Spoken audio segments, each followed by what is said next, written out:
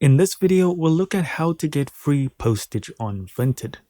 Now, unfortunately, there is no way to specifically opt in for free postage or free shipping. However, Vinted is known for first-time buyers and first-time sellers offering or receiving free shipping. So that's really more of a once-off thing. Now, you can buy things in bundles from suppliers, which will generally cover the shipping cost, or at least minimize it. But again, that's not really free shipping in the sense of the word. So unfortunately, there's no specific thing you can do to get free shipping. Either be a first-time user or first-time buyer on the app or web platform.